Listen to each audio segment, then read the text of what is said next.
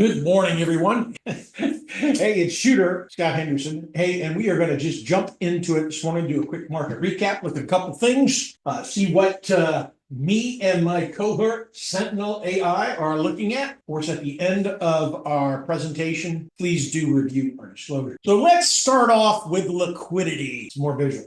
So we have our trend resistance that we're poking up. We break out, we're going towards highs. Conversely, if we resistance band, it's way the heck up. So, I see it where we have this quadrant that we're likely to stay in, probably something like about this. So we're going to start batting our heads up around 106, and we're just going to stay in that range, my thought. However, we do break out and get above this 111. I mean, literally 116 is equality up there. So looking at the NASDAQ, we are heading for all-time highs. We are not there, but we're heading there. So we get up to a break above that 22. Right now, we don't see that structurally as I'm looking at this wave. And mind you, I'm looking at a monthly chart. Being that we're broadening to the degree that we are, 5 is our longest wave here. So we are relatively extended. Fibonacci's are going to tell us what when we look at that. So we have cleared above the 78.6, so we could extend and have a box up here, maybe towards that 160.18, the golden box, right there in that range. Potentially our target to the upside if we want to continue to catch the FOMO to the upside. No concern to the downside unless this, we're coming off of this wick. 29.21 on the NASDAQ. We break below there. Then that's going to open up a back test. Really, we have 2 levels down below there. We have this floor and that support band too. So we break down. Those are the targets that are open with our longest wave being a 5 wave.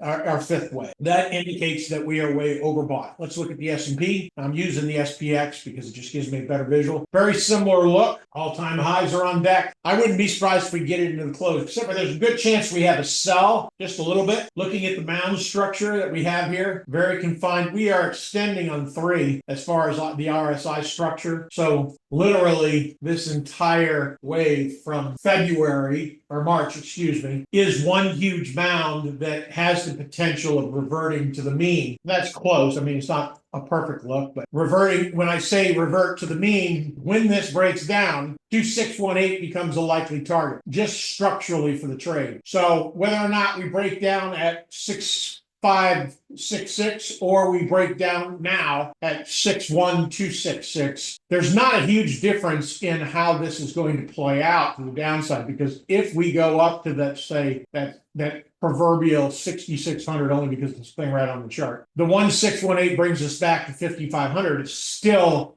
a decent drawdown to the downside. So clearly you should be selling into this rally, trimming, raising cash into this. Every leg up is what we should be doing, right? Just wanted to clarify that. Now it's just a peek at the Russells. Come down to a weekly on this because that thing hasn't been around there that long. Similarly, now we're already batting our heads against our supply zone, which we put basically at a double top up here at that 2,400. So I would suspect that we're going to break down towards our demand zone down around 1950 at some point. And looking at the Dow just for a second. Now, the other thing is the Dow has one of the best crossroads in the indexes right now.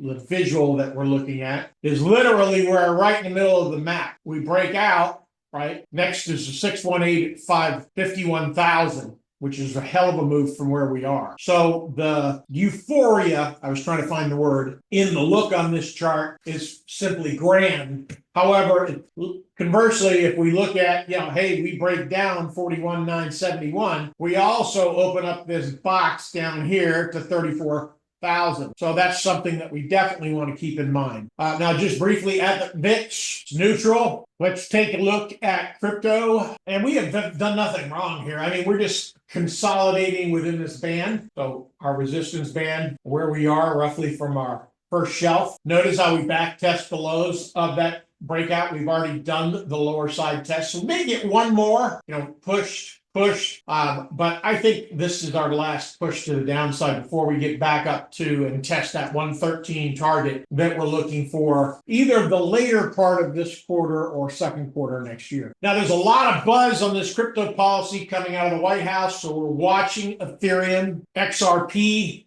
is basically coming back out of this, and we're looking for all-time highs here. By the way, stay tuned. There's going to be, or I've started working on a article about what's going on in the banking sector and the FDIC expanding the capabilities of banks to see or to hold crypto assets. Huge adoption metrics there. Maybe 25% potential upside across the board in a lot of crypto. So we want to make sure we get exposure there. That is your alpha for this first and second quarter 2025, and probably the third and the fourth. And let's just jump over and briefly look at a few names. So Micron continued just to hold. Cash secured puts was a good plan on this. It's worked. Ironically, mRNA missed. However, really have not negated my thesis here that, we have a confirmed low, divergent low came in. So most we're going to get is 1, 2, third drive quality over here, maybe by the end of March. And then we should pull ourselves back out of this and head towards that 50% back. Palo Alto was absolutely a perfect way to play it.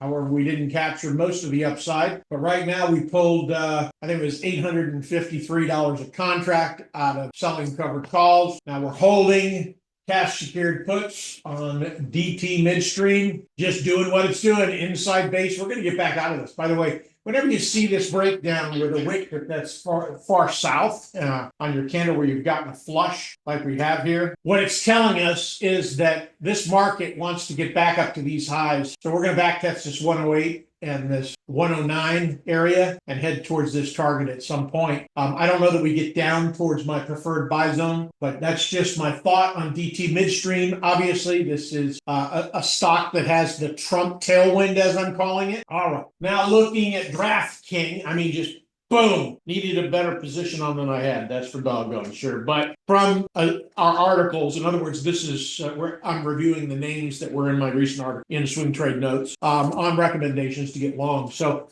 I think our target up here is about 50 on DKNG, and pretty doggone quick because this is a beautiful candle. This is the beginning. This is this leg here. All right. So literally, the 150 fib up here at the 61.52 is a viable target. Looking at wave resistance where we are here, it's going to come in and really get back up to that level, I believe. All right, looking at Twilio, again, another name we needed to have more exposure on. We looked at it in mound one here, okay, leg one.